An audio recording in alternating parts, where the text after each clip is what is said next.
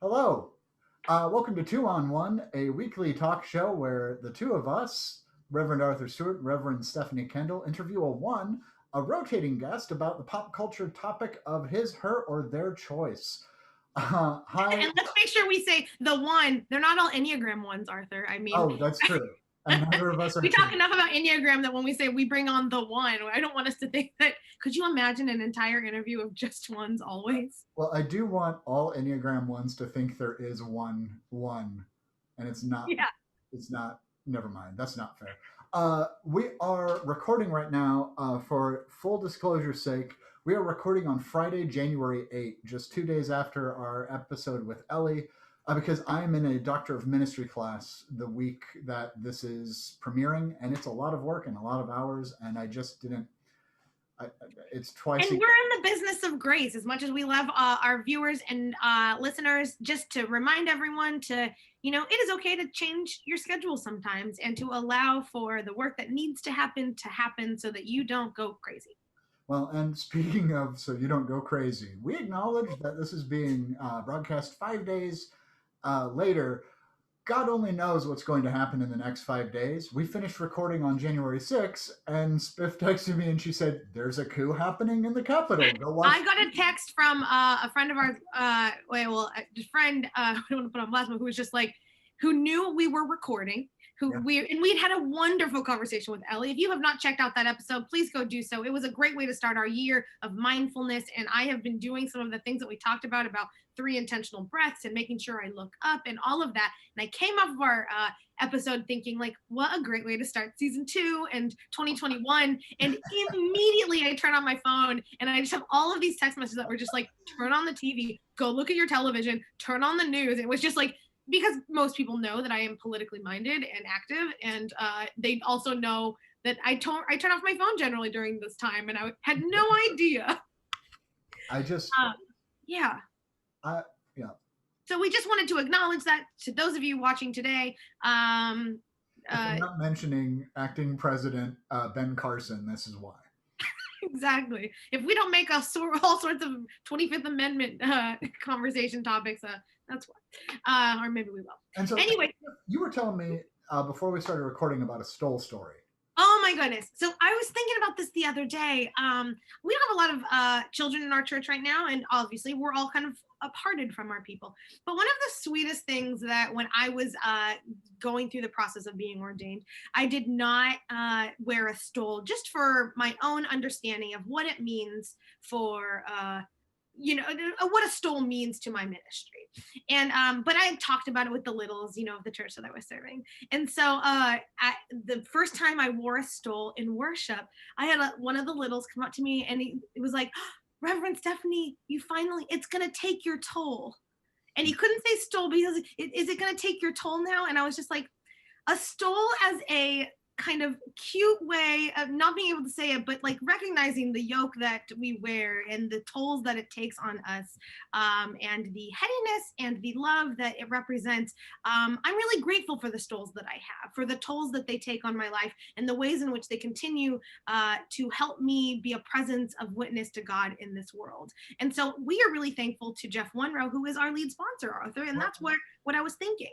Jeff Wunrow is a purveyor. Jeff Wunrow Designs. It's a team of folk. They're purveyors of liturgical textiles, which, as your story tells us, liturgical art in textile form informs us and challenges us and is symbolic to us. There's a whole lot going on with it.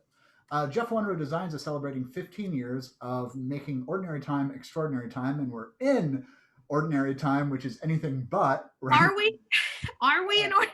I don't think this is what, but they make, what anyone imagined. They make beautiful liturgical textiles, not just stoles, but processional banners, frontals, paraments, chasubles, copes, custom orders. If you have a dream, it's doable.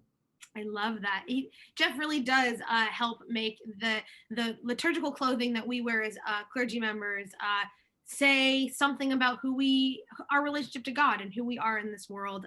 Everything is customizable. I'm on the shorter end of humanity, and they can be cut in length, and you can get embroidery done, your favorite verse, a protest fist. Not that, I don't know, would anyone need a protest stole at the moment? So essentially, Jeff Monroe Designs is going to work things out with you, and they're top quality folk. You can go to their website, Jeff Wunrow, JEFFWUNROW.com, and shop around. Check out their catalog, look at customization options, and we have a coupon for you, our faithful watchers and listeners.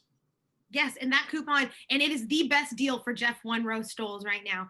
And it is when you go to checkout, type in 2-on-1, all one word, 2-on-1, to get 15% off your entire stole order. So you don't even have to worry if you are vacillating between a rainbow stole or a new Easter stole. You can get both with 15% off. And we are so grateful to Jeff Wunrow and his team of incredible designers to help continue to make this ordinary time extraordinary, regardless of if it is ordinary time. It could be Easter. He's always making it extraordinary. Yeah, Jeff, your stoles really do still steal the show. Thank you, Jeff Wunrow Designs, for being our lead sponsor today. And before we bring in our guest, yes, I just want to point out that you can, if you're like, oh my gosh, I got to go do other stuff right now, you can watch us later on any social media channel. You can also subscribe to our podcast on literally every single platform. Spiff is thorough and complete. Like, you can look it up on Radio Free North Korea somehow. We are on it, or Stitcher, or iTunes, or Spotify, or Pandora, or literally anywhere you get your podcasts. 2-on-1 is now available. I am working on uploading season 1, but all of season 2 will be there, and all of our recordings from the last probably 8 weeks are up there, which is great. And check out our new website, Arthur. Did you see that we have a new website? We do 2on1project.com. Mm-hmm. And you can see all of our episodes. You can watch it. You can listen to it. All of our podcasts are up there as well. And you can just get a little bit of new information about me and Arthur, I suppose. And if you're on 2on1project.com and you lick your computer screen, it will taste like raspberries. Snosberries taste like snosberries. Snosberries do. I am happy to bring in our guest today. He was the best man at my wedding, among other things. And now I have paid my debt to my People vs. POTUS team. So I'm going to bring in our guest. Joining us is the Reverend Colin McRaney, one of the best people I know. I hear he was best man at your wedding. Hey, and the best man at my wedding. Hi there. Colin? So, Colin, who are you? What do you do? I am Colin McRaney, and I am the pastor at First Christian Church of Kent up here in Washington, up in the beautiful Pacific Northwest, where it rains all the time, and you should never, ever move here. Or at least I was told to say that when I moved here, because it's wonderful and we just don't want more people. Just like the church. No. Yeah, the best. We don't want to change anything. Well, today we are doing Cloudy with a Chance of Meatballs. For our viewers who are unfamiliar with this marvelous movie, you should watch it because you should. It is a 2007, 9? 9. Yeah, the late aughts, computer animated, based on a 1973 children's book called Cloudy with a Chance of Meatballs. A 30-page children's book. Maybe you had it like read to you when you were a child, as I did, because the book was like, don't be picky, essentially. And the movie is follow your dreams, even if it might destroy your hometown. It stars Bill Hader, Mr. T, James Caan, Anna Faris. It's the weirdest cast. Neil Patrick Harris voices a monkey with a headband and a voice box. Watch it if you haven't. Oh, and I'm sorry, this guy, he invents it. Yeah, I admit that I had never seen it until last night. And so I'm a little bummed that I hadn't seen it. It was really good. But Colin, as we let our guests pick well, first of all, if there's anything else that you'd like to say, please do. But why did you pick this movie for your episode?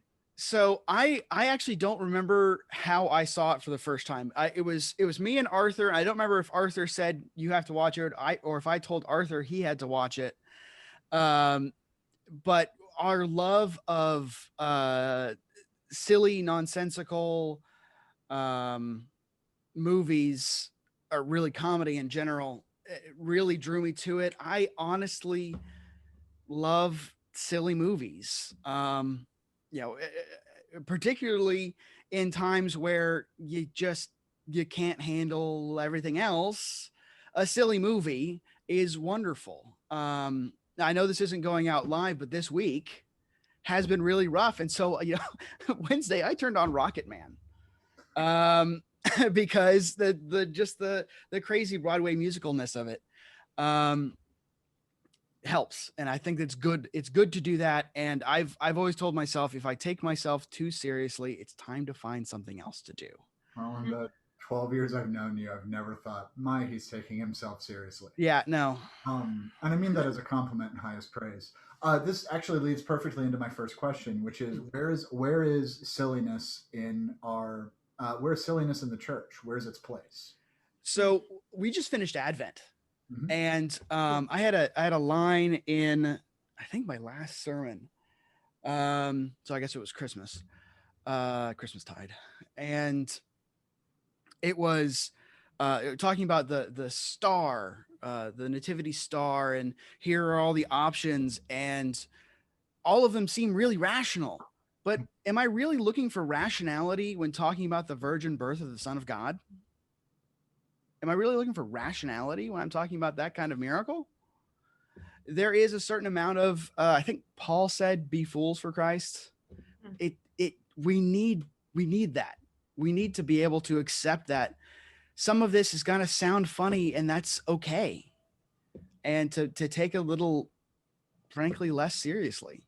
Well, and the quote you're thinking of is 1 Corinthians 1:18. I don't know if you know this, but I've done a very thorough study of 1 Corinthians in the last year. Although it's not a 2021 bingo corner anymore. Right, it's 2 Corinthians, which I'll come to later. But 1 Corinthians 1:18 is my ordination verse, and it's the message of the cross is foolishness to those who are perishing, but to those who are being saved, it is the wisdom of God. So there's this idea of we can't look too close at the story because it's a little ridiculous from start to finish. Is that a fair way to point to why rationalize the star? But accept it. Accept that this world's a little silly. All right. And yeah. So Spiff, where's silliness for you in the church? Oh, I mean, I don't know that I love silliness. The word silliness is actually kind of is making me think. Let me just put it that way. Okay. Because for me, silliness kind of has a lack of intentionality, or it's just kind of like I don't know, it feels really untethered in some way. But I believe that there is not only space for, but a need for humor and a lack of severity that kind of accompanies what we do in our ministries, especially worship ministries. So a couple of months ago, I do a monthly curriculum for my community, and I don't remember what the theme was, but it was maybe like humor. I don't know. It was something like, whatever, like that, fun maybe. And so one of our elders just our benediction was just a joke. He told a joke, and I put it in worship because why not? Because it was cute, and it reminded us that we are meant to be in community together, because a joke like that is not meant to be, you can't look in the mirror and tell it to yourself, right? You need other people to say, we need other people to hear our jokes, to hear our stories, to remind us that we are connected. And so I'm liking silliness more and more. I hadn't actually thought about it in that word and in that way, but what that encompasses for me is the need to be members of the Spirit. The Spirit is often a tricky and a funny and a mischievous part of our understanding of God in the world, and we need to incorporate that, in my opinion, really faithfully into all spaces, but of course in worship. We always think it's okay to let little kids, color and draw and yell and whatever, and that is worship and God is there. Why do we grow out of that? Why do we think worship can only be done by sitting facing forward, being stoic and severe? Absolutely. Yeah. No, and I want to throw into this because I'm just dying to, right?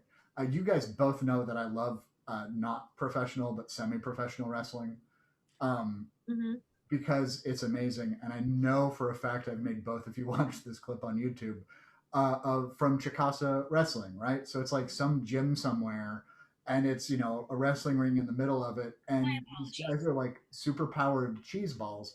But at one point, the announcer's oh no, he's made the signal and he's going into slow motion, and everyone starts moving in slow motion, and they're punching each other and flying back. When they get pinned, And it's the most beautiful thing. And this is the point I'll come to with silliness. When they get pinned, the audience is going, one. The whole dang room, two. Um, it's an invitation for everyone to join into something bigger than themselves. Mhm. And the whole Yeah. thing with silliness is it demands that if you're going to be here, you have to let go of yourself. Mhm. You have to believe that, science can advance to like rain cheeseburgers on a town, but also have enough of the like. It's just there's just like we have to have the ridiculous because not all die. Because it's no less holy than the Then the let us take a posture of prayer that puts us into ourselves. Yeah, as when I was going through the ordination accreditation process, I actually had somebody, older pastor, go, "Why do you make jokes? Are those appropriate in church?" I was never asked that. We all got to. Yeah, why weren't you asked that? Yeah. So I had to in that moment, just because my job is to communicate the gospel and the gospel. Jesus is taking care of the gospel part, rely upon the Spirit for that, but I got to communicate it somehow. Mm-hmm. And if they're waiting for the next joke, they're listening. And so I'm just surprised that in your ordination process, they didn't ask you why, as a man, you feel called to lead a church the same way in which they do to the women that go through the ordination process. Hello, Southwest. What's up, Southwest region? Hey, Southwest region. Hey, like half the room knew I was gay, and none of them asked about it, and I still feel kind of bad about that. Anyhow, I really don't. So I wanted to ask a question about miracles, if I could. Okay. Yes. So, yes, and I'm sorry. I have like 20 questions, and I'm just gonna. You're like me today. I am like you, but I don't have a sketchbook. I do have a little beaver on a. Anyways, let's talk about miracles. So this device that is made by the Flem Decipher, is shot into the clouds, and it kind of stays up there, and it still responds, and it rains stuff onto this town. Is it miraculous or is it scientific? I mean, that's the first question, and I think you guys know I'm going to be pointing towards the feeding of the 5,000 in a second. But I want us to start off with that. Is it miraculous? Oh, and you want to go first because I have a thought on this, and I think we'll disagree on this. So, or maybe not. With cartoons, inside a narrative, you set your own rules, and it only works if you follow those rules. And in a world of rat birds, in a world of rat birds, which that's the only one that he doesn't ever explain why. I just love that one. The infinitely prolonged remote television, and in this world that they inhabit, it does fit into the realm of science within the narrative. Okay, so it's scientific within the world that is built. Yes. Okay. Yeah, that's where I land. I mean, it's where I land too. I don't think it's a miracle. I think this is his intelligence and intellect and passions are a part of his spirit that in the same way that we have vaccines to help eradicate this pandemic, we have people looking to build new things, and here one of his things just happens to have been shot into the air and now creates this raining of food. It's the creative narrative that Colin was talking about and like stays within those confines, but I do think that it's science. So then within this world that is built, that we're meant to believe and accept and acknowledge, let's talk about the miraculous for a second in terms of church. Because the age of miracles closed with the canon, apparently, or it didn't, or it did, or miracles. I will insist to my dying breath that the feeding of the 5,000, the miracle is people shared. Everybody held out what they brought until they saw like it start, and they're like, okay, I do have this bag of nuts or whatever. Here's a tray of hard meat. And That's just for you, Spiff. Thanks. Oh, by the way, season 2 bingo card includes Arthur references that. Hard meat.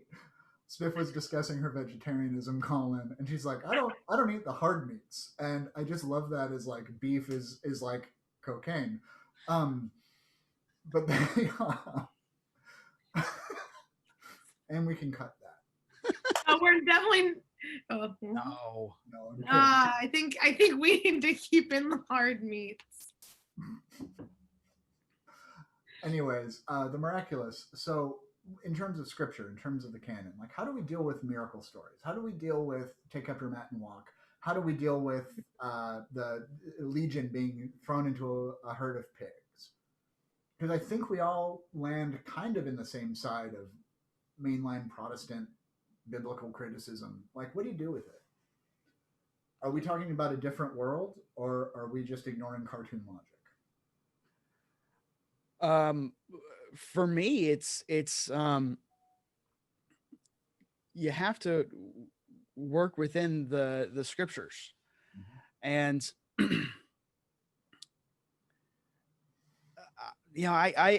I do choose. There's some that I'm like, okay, so when we're going through Bible study, we talk, particularly comes up when talking about the exorcism of demons. It comes up a lot in my church, and sometimes we're like, oh, that sounds like epilepsy. Other times, like, that sounds like a demon. That sounds like a non-earthly thing going on. And we'll talk about the authors, and we'll talk about the times. Do I think all things are possible through God? Absolutely. Do I think that I will fully understand these situations, having not been there and not being Christ myself? No. And I think this leads us back to the foolishness thing. The silliness is just embrace it. And the need to understand, the need to fully and scientifically understand. And I'll say I'm a scientist. I love science. That's what I do with my spare time. What little I have. But the need is a very human thing. And we bring that to the table. That's not required of us. I like that. Spiff, what do you think? The question about miracles, do I believe in miracles? Yeah, pretty much. Okay. I do. I fully do. But there are, I'm with you on the like feeding of the 5,000. I think like some of the miracle is just that we show up in community and we do it well sometimes. But like the resurrection, I'm here for it. Like, I'm not, but I'll name that I'm not here for a virgin birth.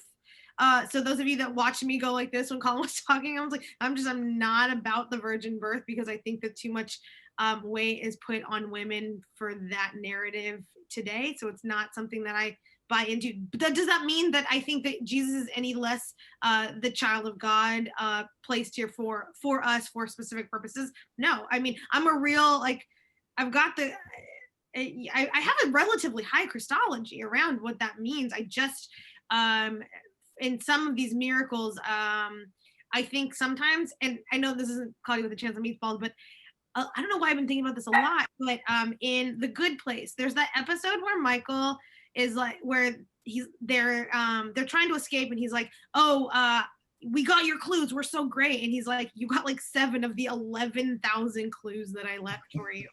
And for me, sometimes that's the miracle, right? That like sometimes God has been leaving us this like cookie trail crumb of how to live life and what things to do, and sometimes we see the trail and sometimes we don't, so he leaves a full cookie, and like that's the kind of miracle that we see, you know what I mean, that sometimes it's just like we got to get beat over the head by a miracle, you know, a birth of God, a resurrection of God, to catch our opinion, and then sometimes we lead ourselves with the cookie trails from God to say the bigger miracle is that we continue to come together and worship and love in ways that are sustainable.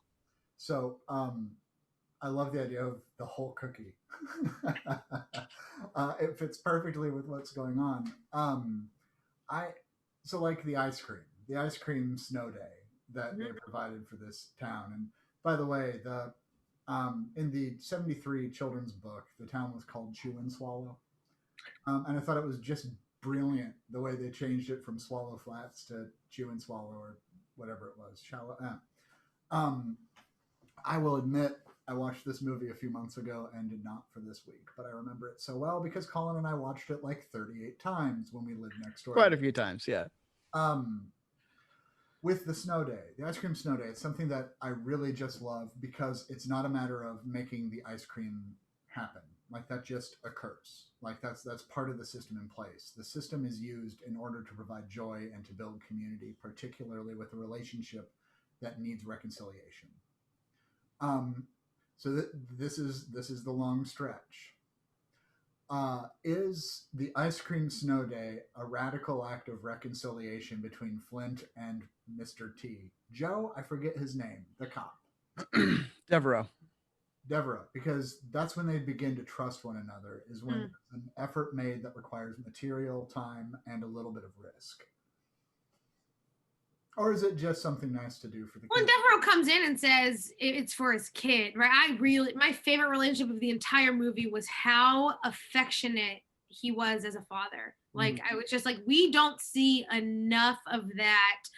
As someone who is not a parent, as both of you are, like, I don't think we see enough of like father child intentional and public displays of affection in a way that's just like, I love you, I love this kid, like I'll do anything, and like that drives his entire mo. Like it is so lovely. But he doesn't come up for himself, and he doesn't say, like, because he knows that relationship is a little contentious, and it's like, it's for my kid, will you help me build this memory for him on his birthday? And so for me, I was like, that's a little bit of a twofold, where it was like, what would Flint not, had he just come and said, can you make it rain ice cream tomorrow, like without any caveat?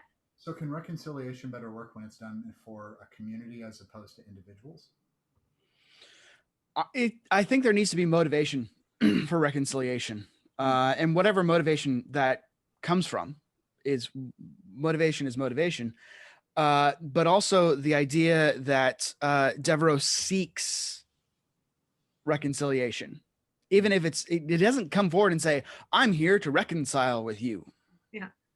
But rather saying, hey, I need a solid from you. Mm-hmm. From a person where they are very contentious, and rightfully so. Let's name that as well. Flint keeps breaking things throughout the town. He released rat birds. I'm going to go back there again. The rat birds. Yeah, it's so mad scientist. It is, and so that relationship is well earned, well deserved, and it takes one of them seeking reconciliation without naming it. And so I will say, I think there is a certain amount of, you don't always have to say, we are going to come together to reconcile and have 16 meetings over it and all call it the reconciliation team meeting. You can just reconcile. You go through the work, the real work, to heal relationships, to fix what is broken, to repent from what has been wrongdoing, and to find a way forward, a way through healing without putting a stamp on it, I guess. Is that more for the individual though? Can that happen for community? Because I totally hear what you're saying, where it's like, absolutely, just do the work. I don't need, if I need to reconcile with my neighbor, I don't need to form a committee. I need to go to my neighbor. But if I need to reconcile with a community that I have hurt, communities aren't monoliths. And so like there's that, and you see that kind of in what people ask for. You see that especially, I think, in the town mayor, who just wants more, and everything bigger, and there's gluttony afoot in lots of different ways. And I did not know it was Bruce Campbell. Yeah, it's Bruce Campbell, by the way. Yep. So I hear you, but also For me, I don't know how y'all feel about this, and maybe it is the state of America right now that I'm speaking from, and just the chaos of it. But I mean, like, it opens with you understanding that this entire community is they're economically done for, right? Like, they're in a downfall of economics. They've only been eating sardines, so there's hunger, and so it's trauma on trauma. Super Of where, gross. it's super gross, and like, yeah, everyone learned that sardines are super gross. But like, there's a lot of compounded trauma that is actually happening from this place of from this town. And so, like, for me, it's like, yes, he keeps breaking things, and yes, of course, he keeps pushing things beyond, but I mean, like, he got the most minuscule taste of what it means to not kind of starve and live in this place that is so awful. And how do we kind of figure out what it looks like to have temperance on justice, I suppose? Like, what does that look like to come to say, like, okay, this is a larger event, an entire ice cream town. I don't know if, again, it's a cartoon, so it's a little up in the air. Well, no. But So wait. I'm going to add into this too because Devereaux is a representative of the status quo. He's yeah, a person in authority at this point. I don't think they ever really reconcile with Flint. I think they use him yeah, the entire movie to turn the town into a tourist trap and to rain their particular stuff on that. I know that's part of the theme, and I guess when he saves the town, he's a hero, but it's never been like, sorry, we thought you were wacky and ostracized you since you spray painted shoes onto your feet and you can't run away from your problems when they're stuck to your feet. this was So like, it opened so clearly with just like, here are some biblical narratives for church. Right? I don't see Flint Lockwood as I barely see him as the hero of the movie, and he's certainly not anything close to that until the very, very end. So this is the hero's journey. The hero being who, in your opinion? Well, I'll get to that, but I want to talk about I want to talk about Flint Lockwood first. Is Okay. it Steve? No, it's not Steve. Oh, okay. I want to talk about Flint because I don't think the town's using him. I think he is with the town. He is 100% along with the town, along with this ride until the very, very end. Well, actually, no, I'd say through the whole time. When the town turns at the very end in crisis, and he turns as well. But Flint Lockwood is playing whack-a-mole with problems all the way through until the very end. He sees a problem, he makes an invention, doesn't work, and he doesn't fix the invention. He moves on to the next thing. There is only one thing he goes back and fixes. He goes back for a version 2. It's the only time he says version 2 of any of his inventions. For those of you who haven't seen it, there's a whole segment of failed invention, funny. This is a hilarious segment. Failed invention, solving problems that don't exist, or solving problems horribly, and sometimes creating great things in the process, but using them the wrong way. I believe they end up using the shoe spray-on shoe thing as roofing. And it works really well as roofing material, but it's terrible for shoes. But he never goes back to version 2. The only thing he goes back for version 2 on is the flying car, this time with wings. And it flies and it works. And it's a turning point. It's the only time he returns to his invention and he fixes it. He's not playing whack-a-mole anymore. He actually says, I'm going to take what failed, I'm going to return to it, and I'm going to make it better. The first time he does that. And that's the turn in the movie for him, is I'm actually going to go back and fix something. He doesn't actually end up fixing the flumes of her. He ends up just spoilers. He ends up destroying it. It's a 12-year-old it's an 11-year-old movie. We can 2-on-1 is full of spoilers. Our audience knows it. What are your thoughts on that? It wasn't really a question. So I've never noticed that, and I love that. But first, before we get there, because I have a right turn to take with this conversation, who's the hero for you, Colin? Okay, so it was actually in my reviewing of it for this that I realized the hero of the story, that if you were to remove this character, the whole story doesn't work. It's Manny. Ah, the cameraman. The cameraman, voiced The by pilot. Benjamin Bratt. The The pilot, the heart surgeon. No, I'm Yeah. just kidding. I'm also a comedian. Um, Utility player. yes. He is, if I may, he is the most capable of characters by far. If Manny was in charge the whole time, none of this would have happened. If if Flint Lockwood had had a manager like Manny, had a partner like Manny, he would have said, "Oh, I'm not going to do a voice, but Flint, this is great, but it doesn't work. What if you take a second crack at it? Oh, look, all this stuff now works, like with the flying car, this time with wings." Somebody, we would have been able to say, "Hey, it's like a plane, but that means wings." Flint Lockwood tries to do all of this by himself and can't, fails routinely. Manny is capable. And so I'm watching this, and I'm living in the country I live in, and I look and act and have the background that I have, a straight white male who speaks my native vernacular in the culture that I was born into, and I'm standing on those things. Manny represents, he's an immigrant, and he is the most capable character in the entire thing. I've heard that immigrants get the job done. Apparently, yeah, I've heard that too.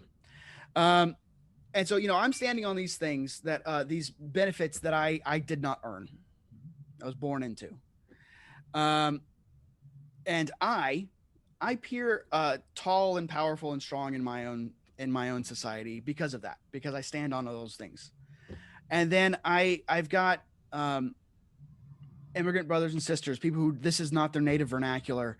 And when I'm standing next to them and looking at them in the face, and I realize I'm standing on all this stuff and they're not, they're much taller than me. They're much stronger than me. And to recognize that, I will also point out that Manny is also the shortest character. I'm not going to dig too far into that. It is a children's show. But the idea that the real savior of this whole project is Manny. I just love that. So let me ask a question. I'm sorry, Spiff. I'm over talking. I don't mean to do so. No, you're good. Go ahead. Ask a question. Okay, so Baby Brent, to me, in this movie is 100% mainline Protestantism today. Look how great we were, but now we're a grown ass man walking around in a diaper, going, "Uh-oh!" Like, maybe that got a little too strange in it. And I don't mean, obviously, every aspect of the church of all the time, but Baby Brent is squarely staring at the past, and he cannot see how he can move forward, so he's just going to stare harder at the past. Mm-hmm. I would argue that, oh my gosh, why does the name fall out of my head? Bill Hader, the main character. Hello. Flint. Thank you. Flint. Flint is going to be most pastors. I can do this myself. I don't need to work in committee. Like, I don't know about y'all, and I'm sure, Spiff, this hasn't been your problem. I had to learn how to delegate and how to do teamwork in ministry, because it's so much easier for me to just spend 2 hours writing curriculum for 3 months as opposed to saying, how do we collaborate on this? Well, I'm going to push back on that. I haven't had to deal with this. I think women actually have to learn. It's the church needs to learn how to delegate the authority to women pastors. So it's not necessarily that I have had to learn how to delegate and do things. Of course, I'm capable of doing these things on my own. It's that for thousands of years, no one has allowed women to lead in that way. So I will say that. Then let me expand my question then, because my original question was, what does the relationship between Baby Brent and Flint Lockwood teach us? But what does the triangular relationship between Sam Sparks, who's a woman who has to prove herself in part because she is a woman, Flint Lockwood, and Baby Brent, how does that inform the work of the church? So on first of all, on Baby Brent, he doesn't grow. He always has a gimmick. He goes from Baby Brent to Chicken Brent. True. He just changes his gimmick. And so if we want to continue the metaphor of representing mainline Protestantism, they're still kind of gimmicky sometimes. We are still kind of gimmicky sometimes. But if we get a contemporary worship service, everybody's going to save everything, right? Yeah, it'll save everything. We need flashing lights, fog machines, and a guitar. We'll be fine. Start wearing skinny jeans. Done. You can't wear skinny jeans anymore. I don't wear pants anymore. I mean, I'm wearing pants, listeners and viewers. So we've got Sam Sparks, who I would say 100% has to prove herself because she's a woman. Because she's introduced as, don't we have that spunky intern? That's how she's introduced. Yeah. And that's the only qualification we have for them. And we want to send you. I will name. Sorry, I didn't mean to cut you off, Colin, but I will name that. I think every female minister responded to that. We're sending you to an island in the middle of nowhere because that's all you can do, parallel to the ministries that not hey Sam, what are you called to do in this world, but like we're just sending you. Because the amount, when I was going through the process and entering into Search and Call, I had several people, particularly one man, after I had already been called to serve the park in New York City, asked me if I wasn't sure that I wanted to stay in Texas to be a children's minister. After journeying with me for 3 years, knowing that I was called to be in senior leadership, because he couldn't understand a woman in other things of that. And I want to be very clear, children deserve better than someone not called to children's ministry. You heard it here first. Children deserve better. Hopefully not first. I mean, I didn't mean to cut you off, but it was just like that, how they treated Sam at the beginning very much is the church. And it's all the way through. It's really not all the way through. Beginning. Eventually she has to say, oh gosh, what's the character at it doesn't matter. The character at the weather station, she has to say, shut up and listen. Yeah. She had to tell Al Roker to shut up. Al Roker. Yeah, but whoever the character was. But yeah, she had to say no. She had to demand the space to be heard. And even still, they cut her off and don't always cut to her. And you notice, I really appreciate Sam in lots of these different ways, but like all of a sudden she's, when she first meets Flint and she's like, you did this. And then she says the like actual like scientific understanding of how these things work. That like, oh no, she also has this hobby and this skill set per se, if just given the opportunity. Yeah. And the fact that she has to hide it.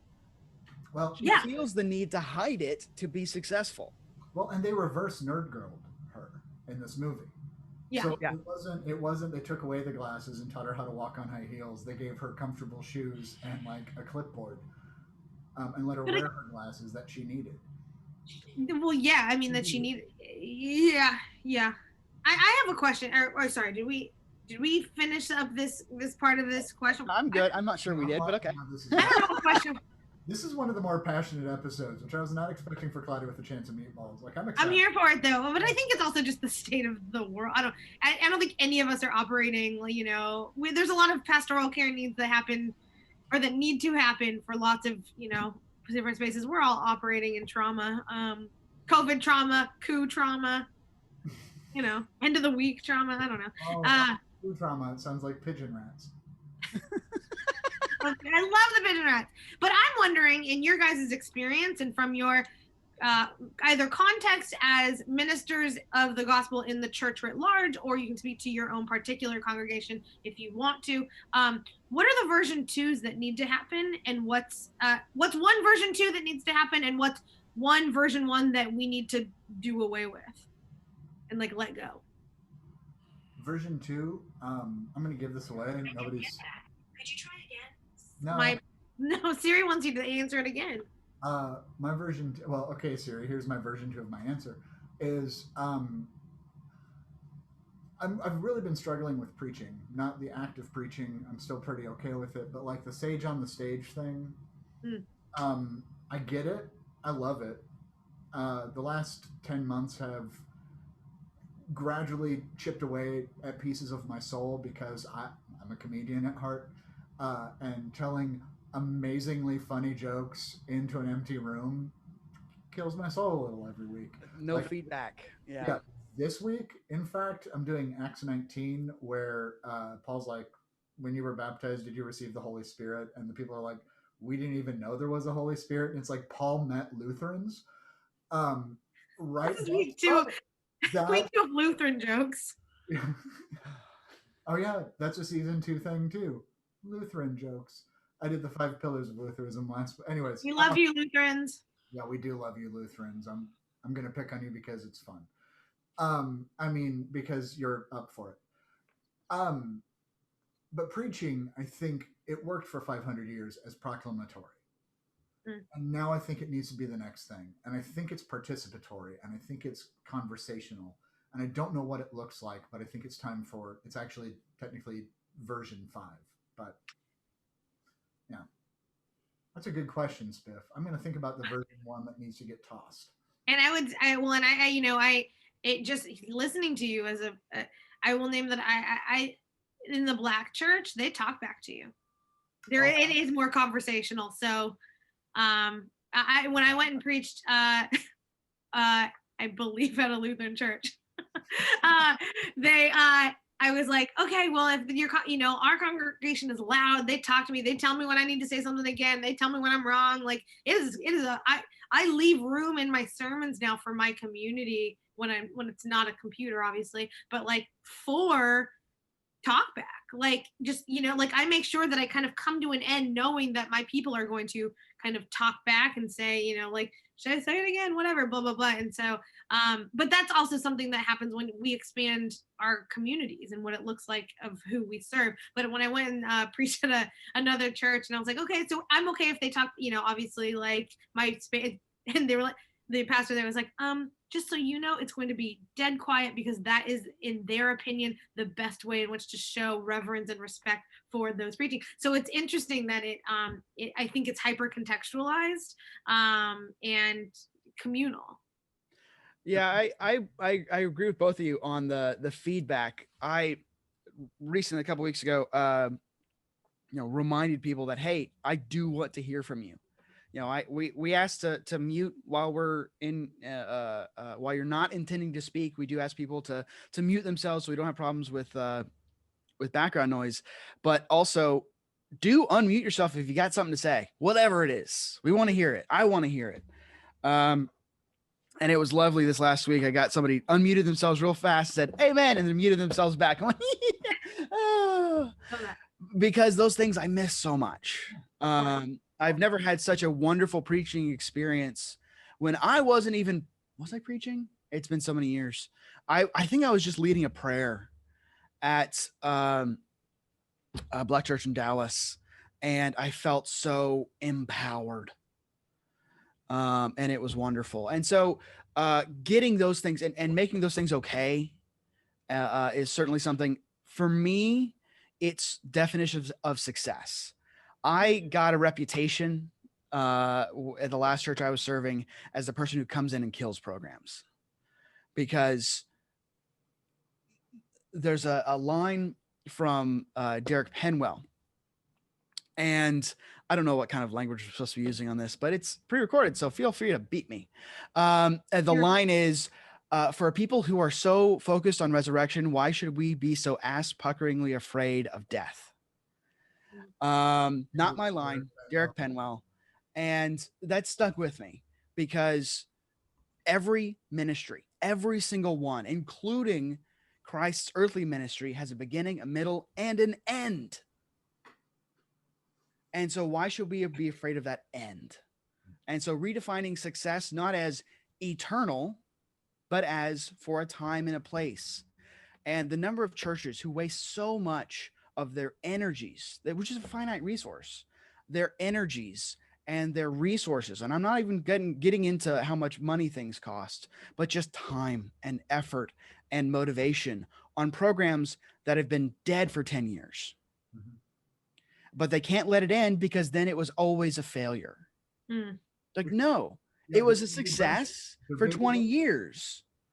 And then if it had gone quietly and left room for the next thing, you could mark it off, give it a crown, call it successful, and move on. But because it's dragged on for 10 years, it's terrible and it will be remembered as such. And so redefining success of a program, of a ministry, as having a beginning, middle, and a great end. And if you can do those things, you can do great ministry. So that needs a version 2. I love that. Absolutely. I'm gonna go with a real simple one on my version. I realize it's version bajillion, but I mean, like, then this is kind of very simple, but like inclusive language hymnals. Like, we just need a version. It is not hard to say he, them, to take binary language out of hymnals in our music and offer music that fully embodies a female God or a non-binary God or a queer God or whatever it looks like, the many manifestations of the Imago Dei, and have them reflected in our hymnals. I don't care if our hymnals are this thick, like God's music is meant to be inclusive, and yet, one of the things that if you really want to piss off a church is to change a hymn that they learned when they were little and have been singing their entire lives. And the minute you want to be like, but also 90% of God's people aren't included in this line, like, let's change it for whatever reason. And they're like, but you've taken God. Yeah, they're like, we've taken God out of the music when you let God be more than one thing. Can I make a request on that though? Can it be done well? Yes, it must be. It's just done so hard. Like, that doesn't rhyme anymore. Please stop. And why I kind of was thinking hymnal is like, so much of it needs a version 2 because so much of it has been so faithfully and beautifully and emotionally kind of attached to who we are. But also, then there's also a good half of it that can just go, if I never hear he touched me one more time, I'm great, I'm good, thanks. Like, just bye. I've soft banned In the Garden for the last 10 years of my life, and I will allow it at one memorial service a calendar year. I do also want to note my wonderful kiddo, who has been in my life a little while. One of the things that she has picked up from me, and she repeats, is that if somebody says that's a made up word, she says all language is made up. Good for her. And I just love it, because I'll talk about God as metaphorical. We are nearing the top of our hour together, and Colin, I really want to thank you, because this is great. You like said yes as a guest, and then you said yes to come back when you had to reschedule, and like, we're doing this on a Friday morning. Don't get strapped as an adult. Just don't do it. Yeah, no, that was awful. That was just terrible. Glad it's not COVID. I'm glad you can talk. And Spiff, what is our final question today? The final question today, Arthur, is, it is almost every week, and Colin, please do feel free to answer first. What biblical theme, book, narrative, kind of anything biblical are you most reminded of in Cloudy with a Chance of Meatballs? All right, so this one surprised me. It's Samson. Say more. So Samson gets, okay, so he's given a great gift, his incredible strength. And the fact that he basically can't lose. He wins and he wins and he wins, and he gets everything he's ever wanted. So we've now gotten to everyone loves Flint Lockwood part in the story. He wins and he wins and he wins, and he's gotten everything he's ever asked for, everything he has ever wanted for himself. And then he makes a colossal mistake, an idiotic mistake of continuing to ignore the dangerometer and giving away his secret to someone he knows he can't trust. So we're still doing the parallel stories over here. And then the stuff hits the windmill. And that is the point where both characters live into their story finally.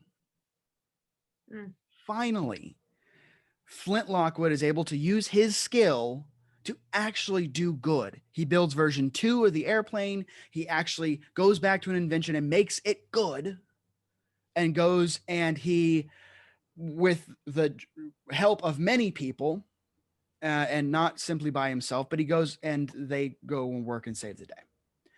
Samson, when it all hits the fan, he gets his eyes ripped out and he is chained up as a trophy.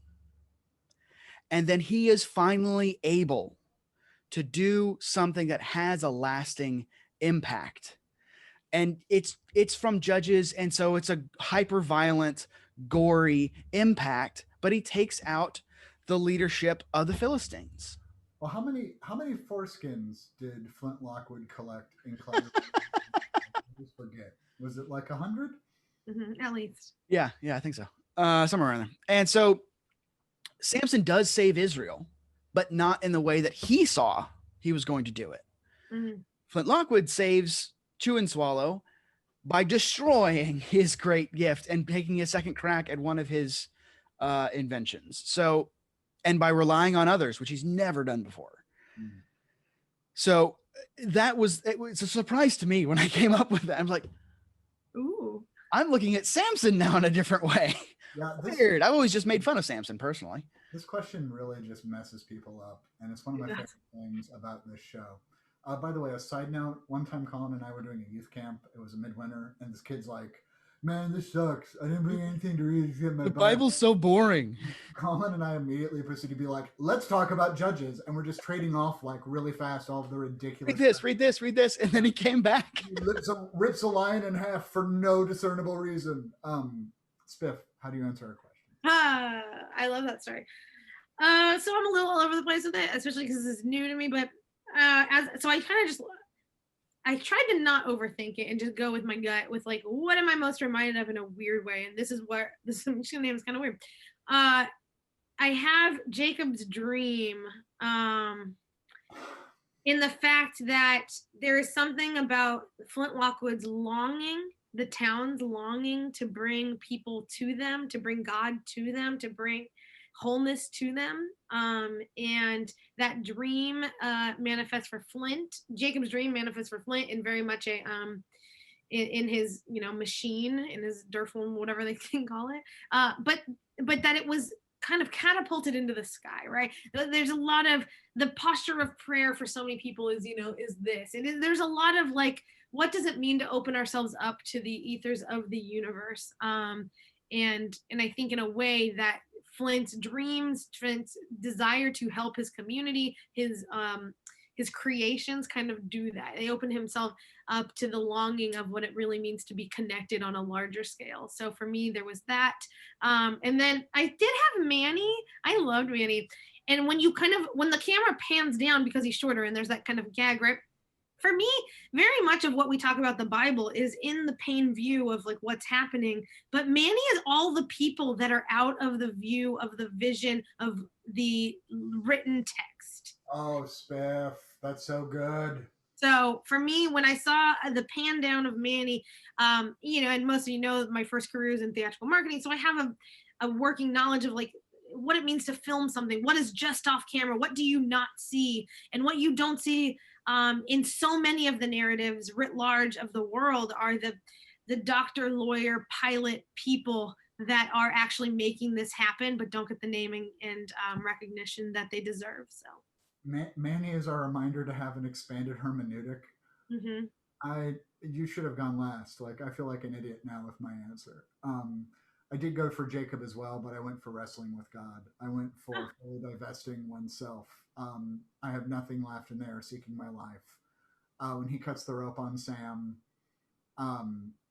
because Jacob's a nihilist. Like, I don't really care what people say. Like,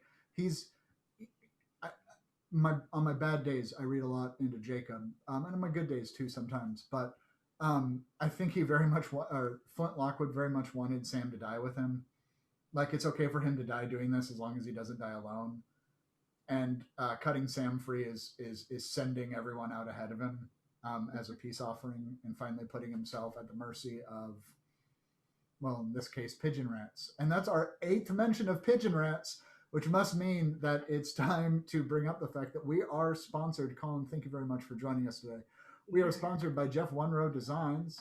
I'm not going to say no to a specially commissioned pigeon rat stole from Jeff Wenrow Designs because I think that would be perfect either for Pentecost or for Joy Sunday. I'm going to share our logo one more time here.